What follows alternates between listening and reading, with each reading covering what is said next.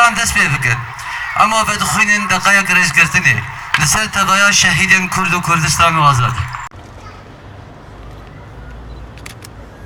Yekîtiya Kurdî belkî ana pêşiya wê dijî me behs kir bê em çi rewşê derbas dikin.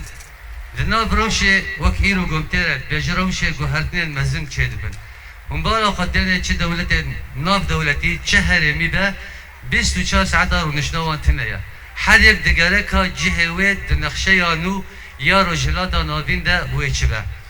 Bi tenê weke mixabin ji Lozanê de heta roja îro bi hezaran tecrübeyê Kurdî çêbûne ji bo yek rêziya Kurdî ji bo yekîtiyê her dem qehremaniyên mezin çêbûne di şoreşa de bi hezara şehîd hatine danîn dûre li ser maseya siyasetê hatiye wenda kirin. Kurdiya derehê endamê desteya rêveberiya navenda Rojava ya lêkolîn stratejîk. Wega hûn dizanin rojhilata navîn di nava guhertinên pir mezin re derbas dibe. Hem ji nû ve nexşeya a hêzdariyê li rojhilata navîn diyar dibe, di nav de jî kesên weke lawaz milletên bindest ew jî pêşeroja xwe dipirsin. Di vê demê de weke rewşa Kurdî, siyaseta Kurdî gotiya meşandin. Bi rastî ji ber Kurd neyekin, helwesta wanî a hevrêziya wan tune ye, tim ji hevdûketîne siyasetên cuda cuda didin meşandin. Hem devletên herêmî hem nav dewletî jî wan weke kaxet ji xwe re bikartînin. Ne weke lîstekvanekî sereket rojhilata navîn de. Ji ber wilo ez semînara goîro em li dar dixin ya guftûgoyê got em karibin çawa vê krîzehanê derbas bikin. Em nemînin êsîr û girêdayê tevgerên partiyên siyasî weke helwestê wan got hin ji wan ji bo berjewendiyê xwe kesayetî xebat dikin, ji bo malbatî xebat dikin. Lê milletek giştî hey 5 milyon Kurd li ser rûyê dinyayê hewce darînin got dozda xwe caranûsa xwe diyar bikin. Ji ber wilo jî yekrêziya Kurdî ne tiştekî xoşiye ye an jî kêfê ye ew tiştekî stratejî a demê gelekî giring û pêwîst e.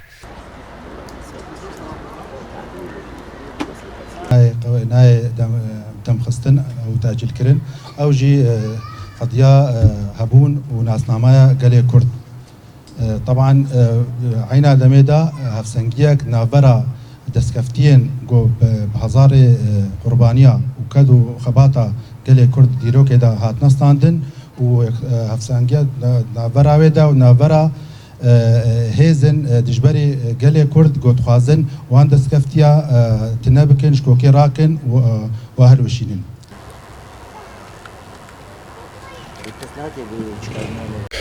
Navêm Doktor Luqman Abdallah, ez beşê têkiliyan ê navenda Rojava lêkolînên stratejîk im. îro panêlek navenda me çêkiniya ser mijara yekrêziya Kurdî, mixatir û tehediyat û muktesebatê Kurdî û çawa em karibin wa biparêzin. Bi rastî mehwera me jî ya ditwaye mehwera المخاطر المحدقة والقواسم المشتركة بين الأطراف السياسية الكردية والمخاطر التي تهدد الوجود الكردي. يعني تشتين جو ما ترسين السر هبونا كردي يكي تشاوا جرينجيا جو أخافتنا سياسية كردي يكبي بهترجي شهر السريع ويناك بيتشاوا بي لما بيش بام كاربن ما في كردا مسوغر بكن ناف برجواكا ناف نتويدا.